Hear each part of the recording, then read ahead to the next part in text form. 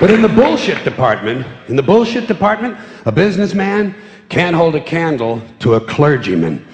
Because I got to tell you the truth, folks. I got to tell you the truth. When it comes to bullshit, big time, major league bullshit, you have to stand in awe of the all-time champion of false promises and exaggerated claims, religion. No contest. No contest. Religion easily has the greatest bullshit story ever told. Think about it. Religion has actually convinced people that there's an invisible man living in the sky who watches everything you do every minute of every day. And the invisible man has a special list of 10 things he does not want you to do. And if you do any of these 10 things, he has a special place full of fire and smoke and burning and torture and anguish, where he will send you to live and suffer and burn and choke and scream and cry forever and ever till the end of time. But he loves you.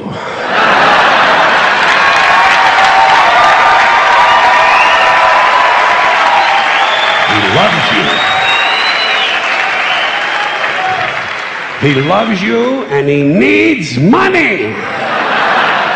He always needs money. He's all powerful, all perfect, all knowing, and all wise. Somehow, just can't handle money. Religion takes in billions of dollars. They pay no taxes, and they always need a little more. Now, you talk about a good bullshit story. Holy shit.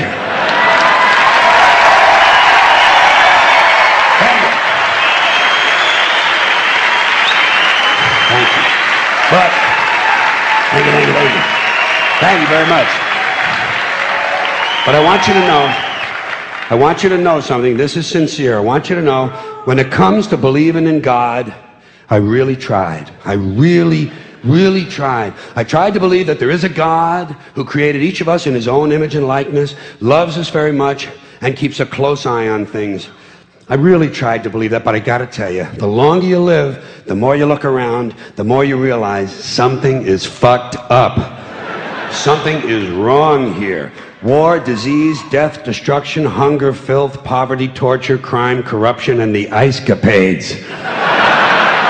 Something is definitely wrong. This is not good work. If this is the best God can do, I am not impressed. Results like these do not belong on the resume of a supreme being. This is the kind of shit you'd expect from an office temp with a bad attitude. And just between you and me, in any decently run universe, this guy would have been out on his all-powerful ass a long time ago. And by the way, I say this guy because I firmly believe, looking at these results, that if there is a God, it has to be a man. No woman could or would ever fuck things up like this.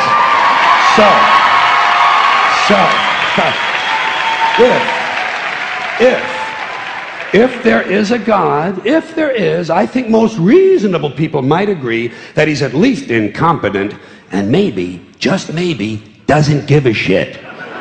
Doesn't give a shit, which I admire in a person and which would explain a lot of these bad results.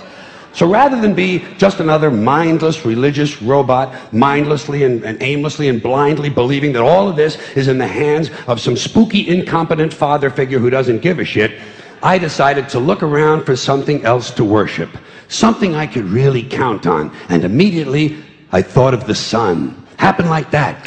Overnight, I became a sun worshiper. Well, not overnight. You can't see the sun at night. But first thing the next morning, I became a sun worshiper. Several reasons. First of all, I can see the sun, okay? Yeah. Unlike some other gods I could mention, I can actually see the sun. I'm big on that. If I can see something, I don't know, kind of helps the credibility along, you know? So every day I can see the sun as it gives me everything I need: heat, light, food, flowers in the park, reflections on the lake, an occasional skin cancer, but hey, at least there are no crucifixions, and we're not setting people on fire simply because they don't agree with us. Sun worship is fairly simple. There's no mystery, no miracles, no pageantry. No one asks for money. There are no songs to learn. And we don't have a special building where we all gather once a week to compare clothing. And the best thing about the sun, it never tells me I'm unworthy. Doesn't tell me I'm a bad person who needs to be saved. Hadn't said an unkind word. Treats me fine. So I worship the sun. But I don't pray to the sun.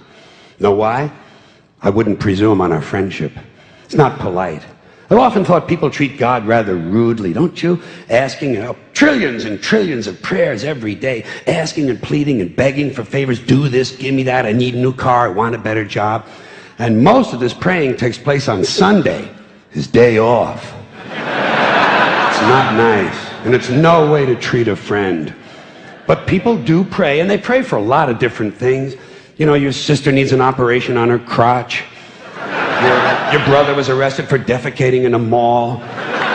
But most of all, you'd really like to fuck that hot little redhead down at the convenience store. You know, the one with the eye patch and the club foot, huh? Can you pray for that? I think you'd have to. And I say, fine, pray for anything you want. Pray for anything. But what about the divine plan?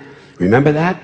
The divine plan. Long time ago, God made a divine plan. Gave it a lot of thought, decided it was a good plan, put it into practice. And for billions and billions of years, the divine plan has been doing just fine.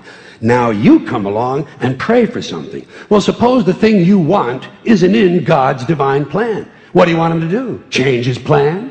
Just for you? Doesn't it seem a little arrogant? It's a divine plan. What's the use of being God if every rundown schmuck with a $2 prayer book can come along and fuck up your plan? And here's something else, another problem you might have. Suppose your prayers aren't answered. What do you say? Well, it's God's will. Thy will be done. Fine, but if it's God's will and he's going to do what he wants to anyway, why the fuck bother praying in the first place? Seems like a big waste of time to me. Couldn't you just skip the praying part and go right to his will? It's all very confusing. So to get around a lot of this, I decided to worship the sun. But, as I said, I don't pray to the sun. You know who I pray to? Joe Pesci. Joe Pesci.